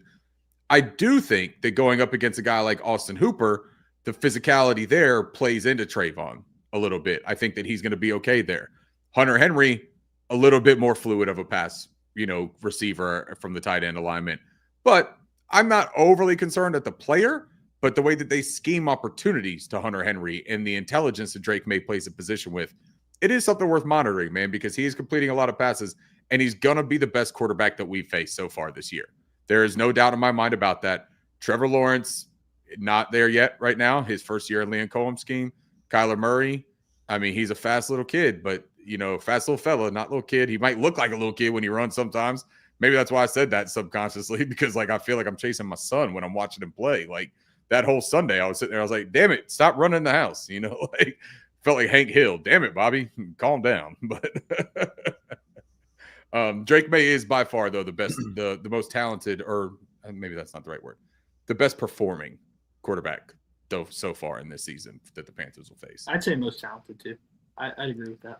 Trevor Lawrence is talented. He just hadn't put it together. But Drake May's a really good football player, man, from Huntersville, North Carolina, too. So I'm sure he'll have his, North Carolina people up there in New England cheering against the home team. Yeah, and we talk about his passing, but he's also a good runner, too. Very much. He has the ability to scramble, and he's fast with the ball in his hand. So that's something else kind of similar to what we dealt with Kyler. Drake May is not afraid to pass it, but he's also not afraid to tuck it and run and get some yards. So the defense is going to have the work cut out for him on Sunday. Ramondre Stevenson fumbling the ball a couple times. Let's see how quick they are to give Drake May some looks goal line if they get in that position, right? Yeah. We know the Falcons never even sniffed the goal line. It's like they were allergic to it. There was some sort of force field around the 29-yard line that the Falcons just couldn't penetrate. That was their kryptonite. We don't know what New England will do. But if they get there, perhaps you see him used a little bit more as a weapon instead of the power back for Ramondre Stevenson. Curtis, you want to take us on the defensive trip here for the New England Patriots? Nah, you go ahead. Are you sure? Yeah. You were so good at it. No, I wasn't. All right, let's do this. 22.7 points per game they're allowing. That's tied for 18th in the league. 256.3 passing yards per game, 29th in the league. So there is how you attack the New England Patriots. And the reason why I'm going to say that is because the little shoe emblem right next to that, this is where you don't really attack the New England Patriots. 60.3 rushing yards per game, second best in the league. Now, look, we talked about that interior, the Christian Barmore. Milton Williams isn't necessarily the run defensive stopper that you think of, right? But Christian Barmore is having a real nice season for him. Harold Landry coming off the outside. Christian Ellis, the linebacker. I'm trying to think of who else they have. Tonga, I believe, is their nose. They've got him playing. Keon White is a pretty dang good player. I mean, they've got Joshua Farmer, the guy that I loved out of Florida State. Real big fella that is playing some pretty dang good football for him. And he's got that alignment versatility as well. So that interior is a tough place. We talked about the Panthers' keys to the game. The inside the tackle rushing, right? 52.7% of the time, that's what we're doing. We might have to make some adjustments there. We might have to move outside the tackles. We might have to run a couple of sweeps. Might have to run a little bit more counters and take aggression or take advantage of the aggression that they run inside. EPA per pass attempt, their defense is allowing 0.17 on the positive side. That's tied for 27th in the league. So again, man, their pass defense has been susceptible. We'll see what happens if Christian Gonzalez is back in the fold. EPA per rush, negative 0.21. That is fourth worst in the league. So there you go, right? Like you can, or no, fourth best in the league. That is not where you attack them, man. They have been very stout against that run. The amount of times that people are passing against them, 60.1% of the times people are throwing against them. They do not want to run against them, but they do enjoy throwing the football. So airing it out may be an option for Bryce Young. I will say this, though, you can't abandon the run. I don't think you want to do that. I don't think you just go into this and make your team one-dimensional. Mike Vrabel is a good football coach. I do think that he will anticipate this being a pass-heavy attack after knowing what his team has been susceptible to. So I don't know that you necessarily want to get into that kind of chess match with the New England Patriots right now, but we'll see. Keys Ricky, to the game. real quick, I want to add, similarly to what we talked about with Drake May being the best quarterback that, or arguably the best quarterback that the Panthers defense has faced up to this point. I think the Panthers' rush attack is probably going to be the best that the Patriots have faced up to this point. Through the first 3 weeks, they played Vegas. Genty has been struggling this year. Their offensive line is not blocking well. I think Genty is a talented player, but hasn't been great. I have him in like 2 fantasy leagues. He's been sucking ass, like 6 points a game. So hasn't been solid. Played Miami in week 2. They do have A-Chain there, but Miami is Miami. That offense is struggling, right, and they're arguably one of the worst teams in the league. And then Pittsburgh in week 3. Again, a team that's offense is struggling. Jalen Warren or Caleb Johnson, whoever the case may be, I don't think any of those teams' rushing attack in general, like when you combine everything with the offensive line, the scheme, and the running backs, Enrico Dowdle and Chuba Hubbard, I think this is going to be the most potent rush attack they've played up to this point. So it'll be a good test for their defense as well. Well, and a really interesting note about their defense too. They play out of nickel. Like, I think that week 3 they were out of their nickel personnel 73.6% of snaps. Base 15.3%. Like dime 6.1%. This is a nickel team, and it's not just that week. It wasn't just like a scheme or a team thing that they were doing, a planning for your opponent. Week 2 they were 71.9% out of the nickel. Week 1, when they were still figuring out what they wanted to do, they were 58.1%. The Panthers have used a lot of nickel as well, but this is like top of the top what they do with nickel. Like, this is their forte. It's what they do. So it will be really interesting to see what happens with the Panthers and how they attack that defense. While Curtis does a little shuffling around here. I'm sorry. Just new boot goofing. Look at us. Just having some fun. Ricky, I'm proud of you of how long you've kept that cowboy hat on with those headphones. I know. I'm trying to be committed to it here, man, because I felt bad earlier that I pivoted so quickly, and I've been waiting for this moment for this thing to be on my head. Max has been running around the damn house with it, having a ball with it, but it's my time to shine now. I also got a little bit more champagne in me, so I'm okay if I can't hear every single thing that's happening. I'm just kind of like going with it, But so, yeah, that'll be interesting to see with them. From an offensive standpoint, let's talk about that real quick before we get into these keys. New England runs 12 personnel a lot, boys.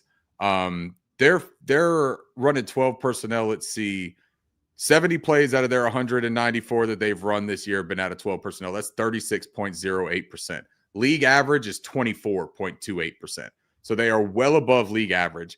They have a 2.49 EPA per play out of 12 personnel. That's 14th best. Now, 11 personnel, right? That's one tight end, one running back on the field. 50.52%. League average is 61.4%. Their EPA out of 11 is only 1.82. That's 15th best.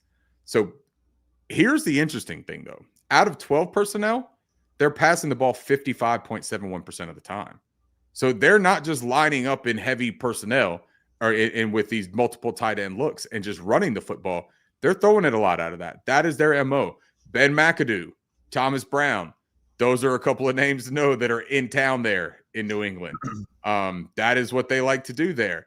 I believe that Ben is on the defensive side, and I think that Thomas might be in the pass game coordinator or something like that right now. I can't remember exactly what the title is. Is that correct, Bryson? Yes, okay. He's the pass game coordinator. Yep. Thank you. And I believe the tight ends coach as well. And the tight ends coach. Yes, that is correct. Yep. Thank you. They also have 16 plays out of 21 personnel. That's 8.25% of the time. League average is 5.8. So they run a little bit heavier personnel. The part of that, though, that I feel good about, fellas, is that the Atlanta Falcons ran a lot of 12 personnel, right? So when you say, like, you're not going to be able to run that dime that we were really effective at against Atlanta and against Arizona, because against Arizona, we ran out of dime personnel 15.3% too. We were 18.6 last week against Atlanta. But game script is really where it is, because Atlanta is 38.5% out of 12 personnel in the season. We just talked about the average is around 24. So they're well over average. And that 38% accounts for the fact that they only ran out of 12 personnel 9 out of 73 snaps last week against the Panthers. 9 out of 73. I don't know if you can do quick math in your head, but 9 out of 73 ain't close to 40% where they were operating out of. So game script is going to play a huge part in this. What the Carolina Panthers did last week is something that we have talked about on this show, wanting to see them do for a long time, where they dictate what the opponent has to do. We don't fold to what the opponent likes to do. We got to make that happen in Foxborough. I know that it's an away game, but we need to make ourselves comfortable up there in New England and force them into throwing the ball out of different personnel that we can take advantage of. Now, the other part of that, though, is I still think you can run dime against this team. I don't think that you have to do it just because they run 11 personnel or because they run 12 personnel. I think that with Lathan Ransom, with Trayvon Merrick, right, as your extra run defenders in that situation, I think you're okay, man. I think you still do it. And I think you keep Nick Scorton out there. I think you see Ashawn and Derek Brown take their turn on that front. I think you still figure out. And if we get Pat Jones back, that would be a really big uptick too. We'll see about his status as the week goes on. But Pat Jones and Turk Wharton would be really big wild cards for me. Either one of y'all want to touch on that or touch on any of these keys before I get into it? No, I mean, looking at that defense, we touched on it earlier, Ricky, in the show, talking about Milton Williams. But yeah, some of those numbers are a little scary. They haven't played the best offenses the first 3 weeks, touched on that as well. But, the numbers are the numbers, and the defense has performed. So I think this is going to really be a measuring stick game for Carolina. Was last Sunday a fluke, or is this a team that has finally put some things together and can play complementary football versus a formidable opponent in the Patriots? It's not going to be an easy game going to Foxborough and playing them with a quarterback that's playing well and a defense that's playing well.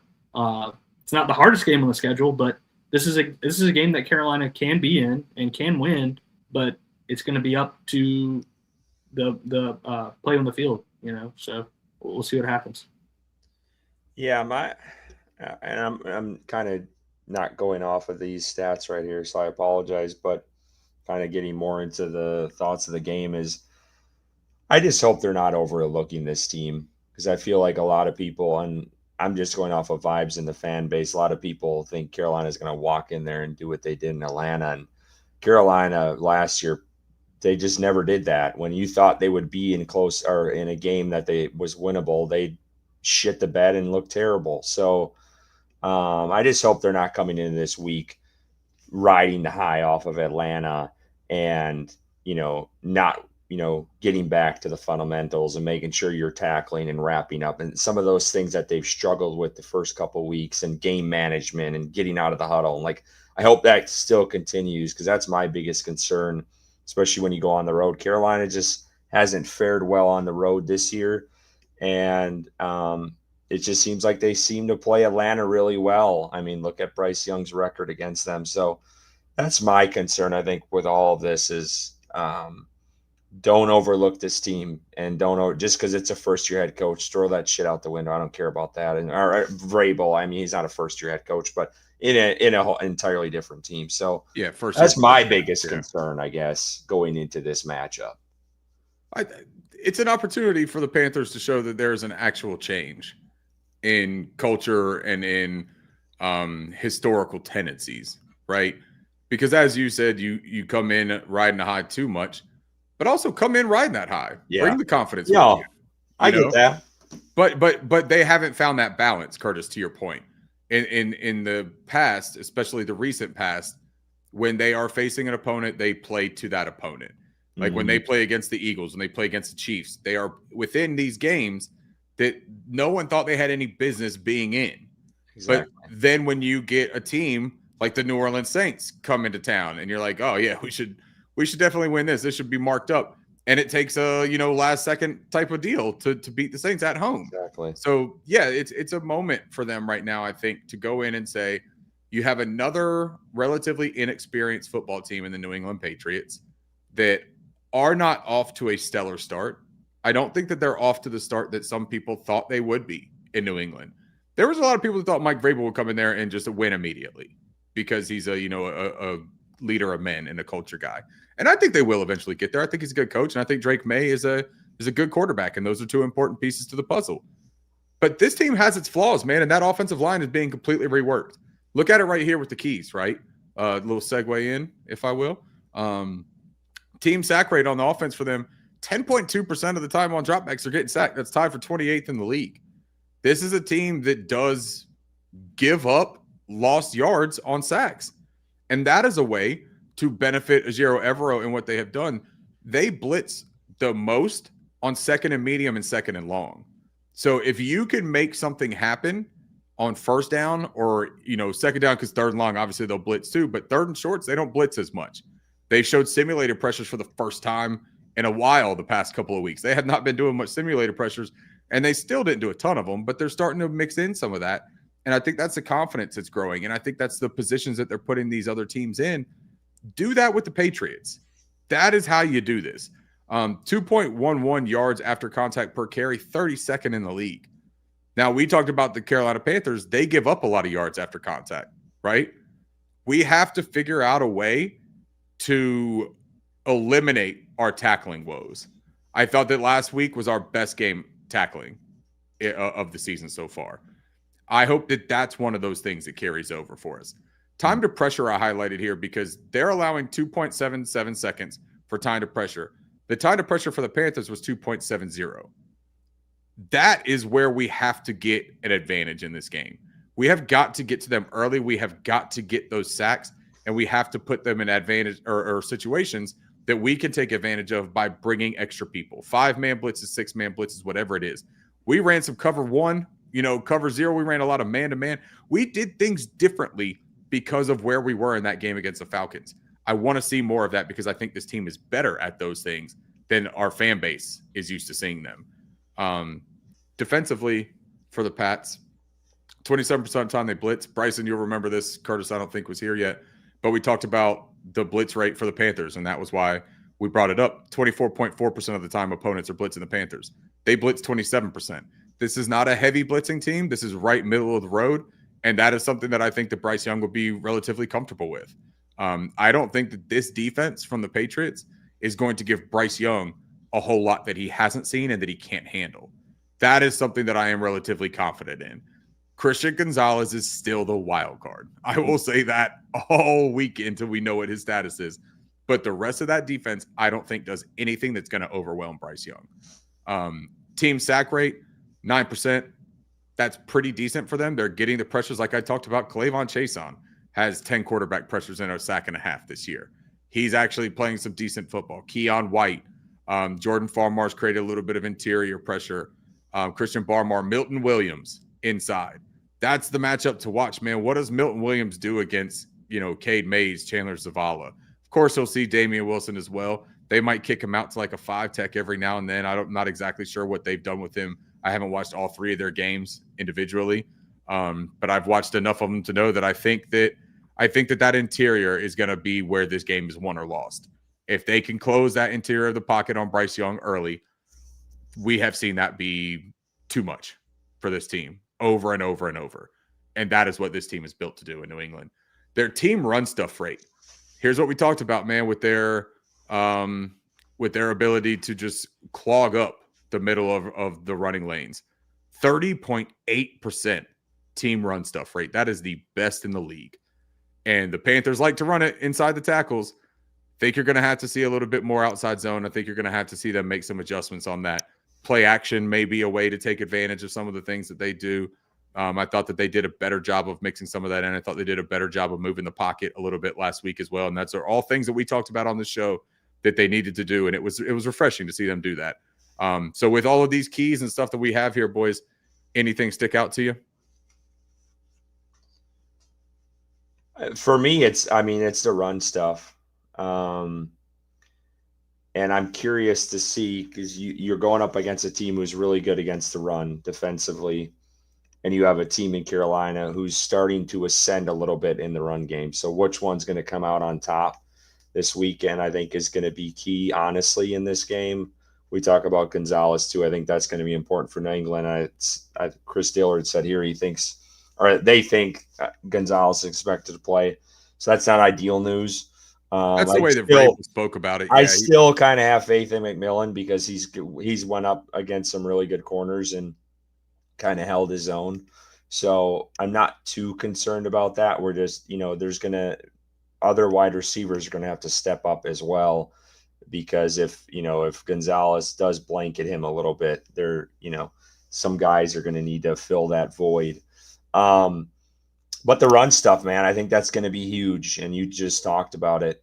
I think that's where the game is going to be won or lost, is in that. If Carolina can get a run game going, and I think that'll help out Bryce Young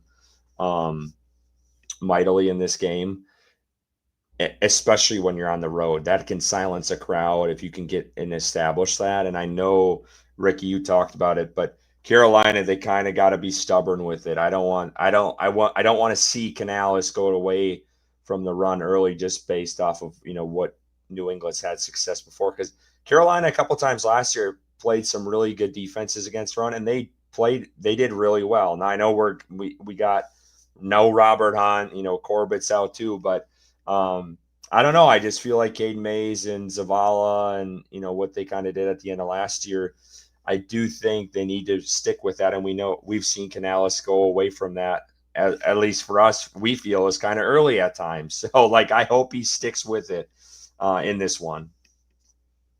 Yeah, for me, I'll go the opposite side. I think the sacks are going to be there. I think the opportunities are going to be there for this defense to come away with a couple sacks, and maybe some of these rookies to finally, for Scorton to get his first of the year, and maybe garner some interior pressure from Derek Brown, who before his injury last year was working on that interior pass rush. So hopefully, this defensive line can generate some pressure against Drake May and interrupt his play and make a difference, on that defensive line. So should we get into predictions here? Is that where we need to go next? Yeah, I do want to shout out a couple things that I didn't get to talk about at the start. So I'm sorry, we're gonna jump in. No, that's good. But you talked about Merrick, and I kind of called him out last week because I thought, there was another gear to what he was doing in this defense, and the dude showed out. He had his best game in Carolina this past week. So I wanted to mention him because I did call him out a little bit. So I thought he was outstanding. And then Trevin Wallace, a guy, I think you guys maybe have touched on this. I thought he played a much better game in this one. He's still not where you probably want him to be, but he showed improvement over these past couple games. Roseboom, I mean, I don't know, man. That guy still, I feel like they kind of swapped a little bit. He looked in all sorts of, it didn't look good for Roseboom at all in that He's game. struggling, man. And we've got to figure that out too, because how long of a leash do we give him, guys? If Roseboom continues to play at the level that he's playing right now, don't you think about bringing Chris Barnes or Bam Martin Scott? Don't you consider it? Maybe, but that's a lot. It's green dot too. Yeah, unless you're giving the green dot to someone or to Trevin, I think that's a big I don't jump want to do. that. That's almost like a bye week type switch, and their bye week is that hella late in the season this year, so doesn't help. Maybe the Monday or they don't have a Thursday night game this year. That's a rough comment, man, and he's not wrong. Roseboom is always in position to miss the tackle. It's not wrong though.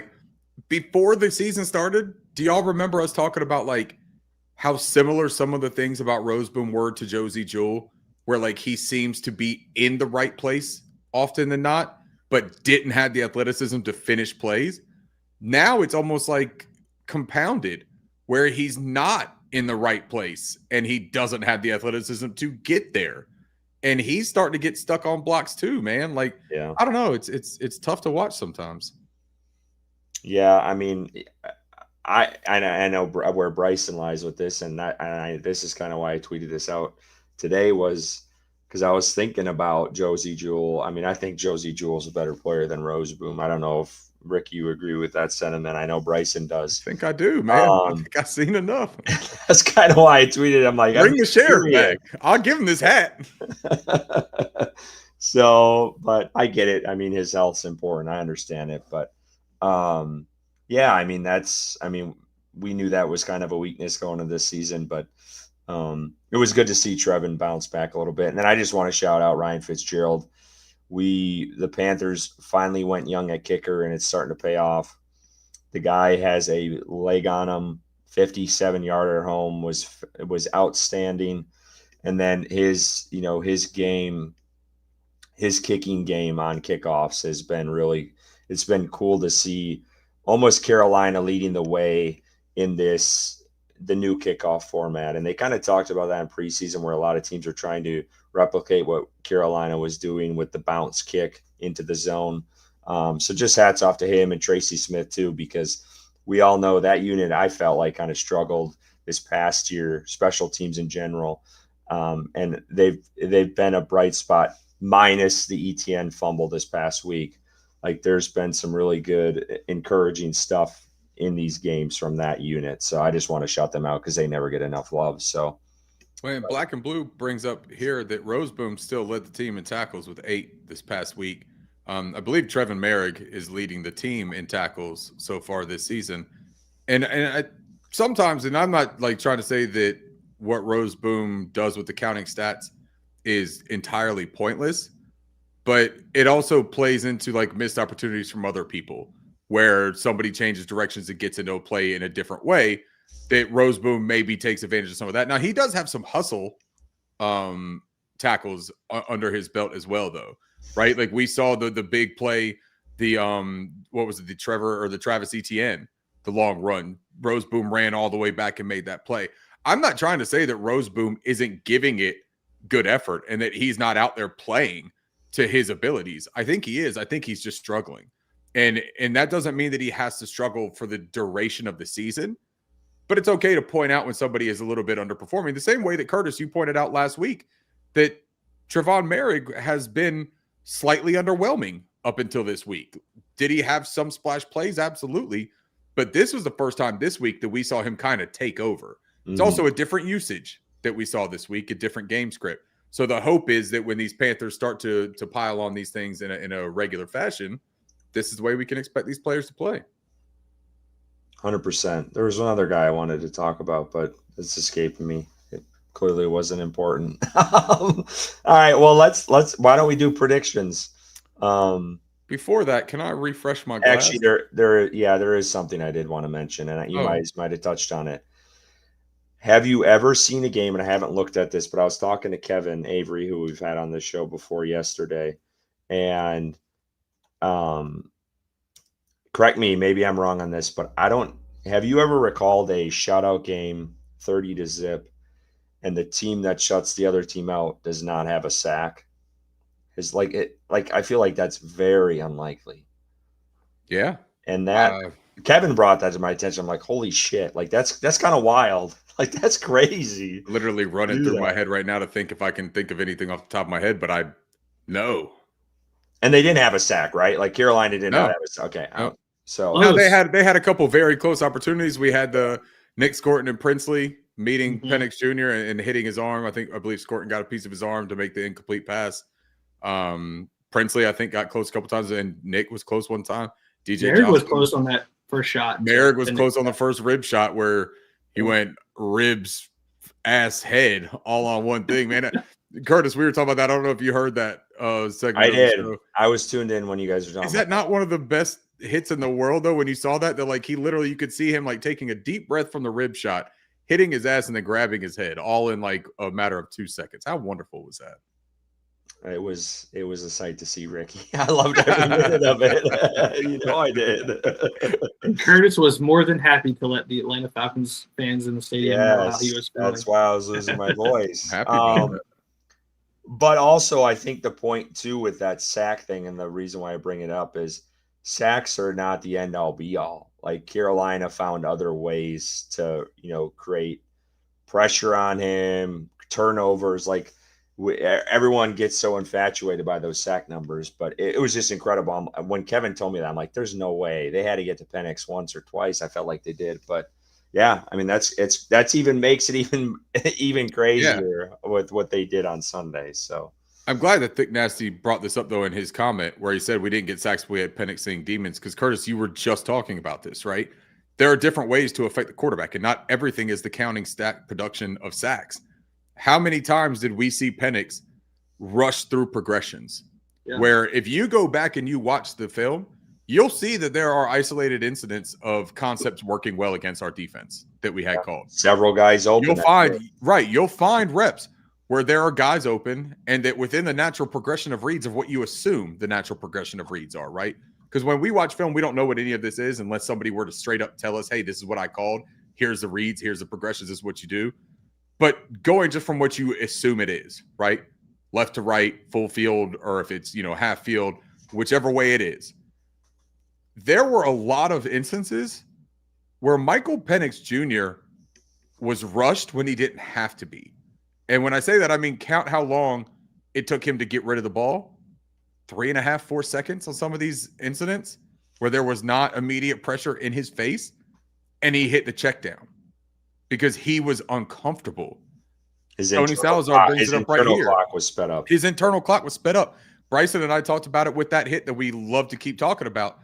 That hit lingered in his body and in his mind for the duration of that football game. And the best part is that wasn't the only time that Trayvon Merrick rudely introduced himself to Michael Penix Jr. He did it again a couple different times where he was just sort of like, hey, remember me?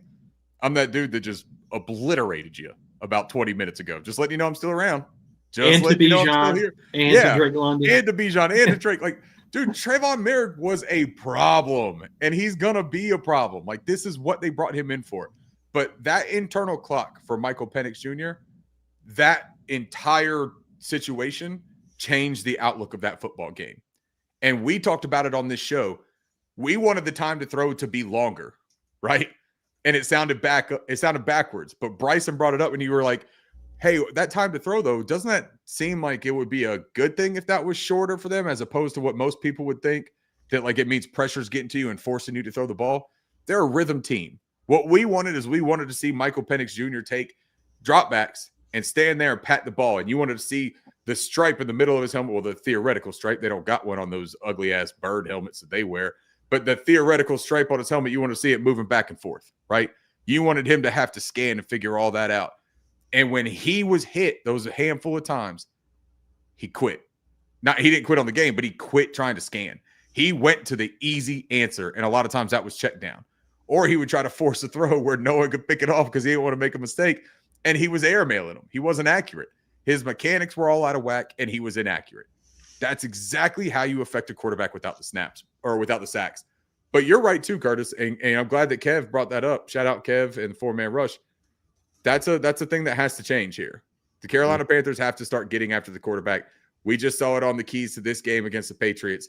They're allowing the 28th from a clip percentage, right? From a sack rate, 28th worst in the league. It's time to put some numbers on the board here. Let's keep on making the quarterback uncomfortable, but let's also finish some plays. And let's put up some counting stats. All right, let's get to the game here. Before I do that, we had one comment that I wanted to bring up, Curtis. Yeah. Just because I think that this is something that we could do before we get to it right here. Loving the W vid. Now, look, hey, if anyone hasn't been here yet for this, I'll go ahead and I'll take this opportunity to put some fresh champagne in my glass. And every time I put champagne in my victory glass right here, yep, every time I do it, it's stronger. I'm going to play this video. So for anyone that hasn't seen it, here's our cheers to the Carolina Panthers.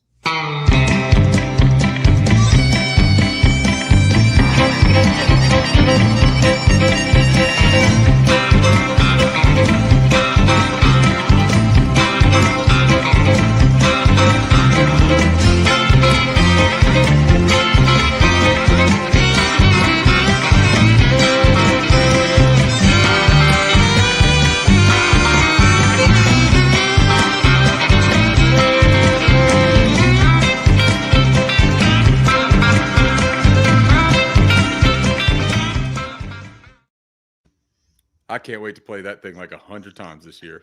All right, well, let's get into it. We'll go to the let's go to our predictions and we'll go to the chat. So who wants to start? I'm going to go last. Okay, yeah, I'll start us off here. Like I've mentioned throughout the show, I don't think that this is a cakewalk of a game. You're going to Foxborough. The fans there are going to show up. It's going to be loud. You're playing Drake May, who is playing pretty well at this point in this season. A defense that we just went through the stats and showed you guys that they've been good against the run. They might be getting Christian Gonzalez back, so that defense might be better against the pass. But I really believe that Carolina found something in that game versus Arizona that worked. They built on it versus Atlanta, shut Atlanta out. Albeit Michael Penix wasn't very good, but I think the defense is gaining a lot of confidence. I think we can all agree on that they're really believing the product that they're putting on the field.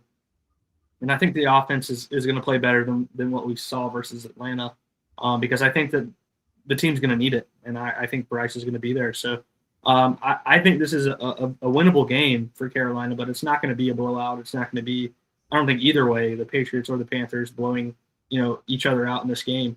But I do have the Panthers winning. I think that, we start a winning streak here. We get 2 wins in a row. We're a 500 team after Sunday, and we're looking at the next 2 or 3 games as possibly winnable as well. So I got Carolina winning. I'll go 21-17. And then also I want to throw in there, if Pat Jones is out, I think Nick Scorton gets 2 sacks in this game. I think Nick Scorton comes away with 2. I like that. Curtis, you got to go next. But should we do any of the chat predictions here in between?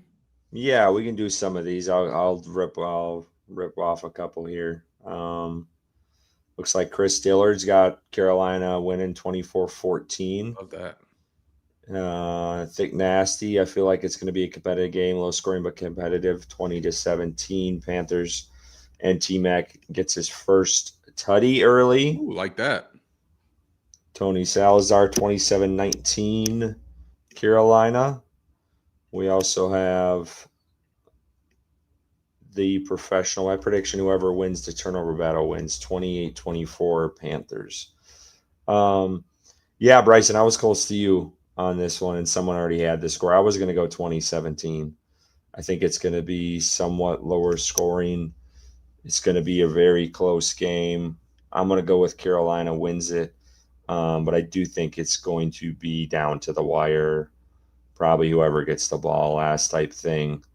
But give me Carolina. I do think they start to build something here. I'm hoping they're on this upward trajectory in these next couple of weeks, because these are some favorable matchups like Bryson mentioned. So give me Carolina in this one. Man. So I wasn't right with the score last week, right? We remember we had the 27-22 miracle here on the show, and we were really hoping, man, that I was going to hit that again so the three of us could just predict the rest of this year every single week, right? Like we would just be in position where we were right all the time. To have that power would have been great. Came back to life. But you know what? We did all predict a W against the Atlanta Falcons. Hit that. You two, Curtis, nobody can hear. You're on mute. Come on now. What were you saying? I want to know it. I wonder what our scores were for last week, because I know none of us did like 30-0, but I'm just curious. I don't remember. Mine was 26-23. So I didn't have them just shitting the bed the way that they did. But I did think we put up some points against that vaulted, scary Atlanta Falcons defense. Yeah. All right, give it to us. Come on. So for this game, I think Carolina puts up some points, man. I think the offense gets in rhythm here in this game. I love what Thick Nasty said about Teteroa McMillan scoring a tutty, his first tutty, early. Because I think what we have seen is that Dave Canales can script a hell of a first 15. He can put that together. And if the game script isn't crazy, that first 15 can really inspire the rest of the football game and put this team into the rhythm and the sync that they need to be in to be effective. I don't think that Drake May makes the terrible turnovers that Michael Penix Jr. makes. So I don't think that we goose egg him again. I'm sorry, Stu J. He said 30-0 again. Where's the faith at? I apologize, man. I just can't go there. I think that they're going to put up a point or two. But I think Carolina wins this game 30-23. I think that Drake May is going to put a couple of touchdowns on the board. One could even be to Trevion Henderson out of the backfield. I think that that's a sneaky matchup. I think that they can exploit our linebackers. I think that his speed against any of our secondary players, that means Lathan Ransom, Trayvon Merrick, or Nick Scott, I think is a mismatch. So I think that that could be something that they look to exploit. But I really think that our run defense is going to shut that out. And then I think if you make them one-dimensional, JC Horn maybe gets the third pick for Drake May on the season. I think JC gets another one. Mike Jack, I think, is going to have a nice game. I'm just not concerned about their weapons. So I'm going 30-23 Carolina Panthers. That would be called a win streak, and that would be another bottle of champagne next Wednesday. That would be another hour to 2 hours of my ridiculous cowboy hat on for the entire show, struggling to keep my headphones on my giant, stupid head, and I would enjoy every single second of it. So, Carolina, come on, bring it home for me, baby.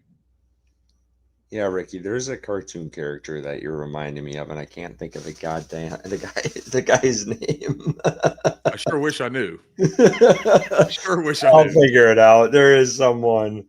If anyone knows a derogatory cartoon Is it character, Toy be sure to Story? describe Like it. that old, like little Toy Story guy with the big, he's got like a beard and it's like one of the new characters in Toy Story. I thought that was an army guy. Cowboy hat guy. That's gotta be somewhere, man. I wish I could right now. I can. I'll figure it out. Yes, this guy. Who is it? His name is Stinky Pete. Stinky Pete. I don't have any idea who the hell Stinky Pete is. Stinky Pete. That was Michael Penix this past Sunday. He was Stinky Pete. That was Stinky Pete. Yeah, Stinky Penix. Let's go here. This is, yes, let me pull this up. Don't search it because I want to get your general reaction to I already saw it. I already searched it. Oh, damn you, Ricky. You just think that I'm old as hell because of my white beard. This is what happens if you're a Panthers fan. You just get this way. It's coming. Hold on. It's Let coming, me see man. if I can figure this out. Progression. How do I present this? Because the chat needs to see this. Here we go. Can you see that? Yep, that's it. I'll tell you what, man. 2 years ago. That is Ricky to a T. 2 years ago, when I wasn't doing content and I was just watching the Panthers in the comfort of my own home, I had a very dark beard. It was luscious and it was beautiful. And now I ain't even know if I wanted to grow this SOB back in because I was like, it just looks like I'm training to be the next Santa Claus. And I just don't need to do that. But I am very happy to be out here in my victory. Hey, I love it, man. Hey, the hair looks good, though. I tell you what. I tell you what. All right, that's not what we want to do. All right, the train is the wheels are falling off here. This is what happens when you drink a couple of bottles of bubbly. Someone get us back to that, what we had before. I don't know which one that was. Thank you. But no, I just want to thank everyone for tuning in tonight. Appreciate Ricky and Bryson holding down the fort. I want to thank our members who had chimed in through the chat as well. Don't forget, you can become a member of Panthers on Tap. All you got to do, YouTube makes it very secretive, it almost seems like. But if you go on to our YouTube page, there's a button that says join. I think it's next to subscribe. You can become a member for $3.99. We're going to be doing some merchandise down the line. You guys will get discounts to that. We're still in talks. I'd really like to do what Ricky said, some sort of video we kind of break down where you guys can get an all 22, and that would be solely for members. And then I'm going to do a ticket giveaway at some point. So, and that will be solely for our members as well. So take advantage of that. It's only $3.99. We would appreciate it. And also subscribe to our YouTube channel. And if Zach Hernandez is in here, I'm going to get that shirt out. He was our first member. I have not sent it out yet, but I will get that out. He is in here, and he's already done the super chat again today, and he's been very active. Curtis, not to cut you off, but thank you for everyone that did the super chats today, especially in honor of the victories, right? That's some really fun stuff. The super chat money that you're giving, we're going to turn into something for everybody. We're going to do something fun. So I appreciate all that. I know I can speak for Bryson and Curtis when I say that all three of us, man, really appreciate y'all's involvement in that stuff. And thank you for being here with us tonight. And we do have a bet. I couldn't get everything sorted out this evening. So we'll drop the bet on Twitter, our week 4 parlay. Ricky was the sole one who hit last week. I've been struggling, but I will do my best this upcoming week so we can get you guys a parlay. Trust Stinky Pete, because I'm not stinky at the pickings. Okay? Trust the idiot in a cowboy hat. Well, Ricky did have it easier. I mean, Ricky took a safer bet than me and Bryson. So let's not fool the crowd here. You sound like a Falcons fan right now. You just coping, trying to figure out anyway. Y'all should have had more than 30. Don't ever call me that, and don't ever stoop to that level, bro. Don't act like it. Falcons fan, Curtis. But no, look for that tomorrow, and and start taking some of our bets. I know Alex hit it several times last year with us, and he made hundreds and hundreds of dollars off of some of our parlays. So I made enough to buy this luxurious cowboy hat. Yeah, there you go. So, but no, we'll be back next week. We appreciate everyone and you guys, and hopefully, we get a big old victory, and we're drinking another bottle of champagne next week, and you get to see Ricky as Stinky Pete. And until then, everyone, keep pounding.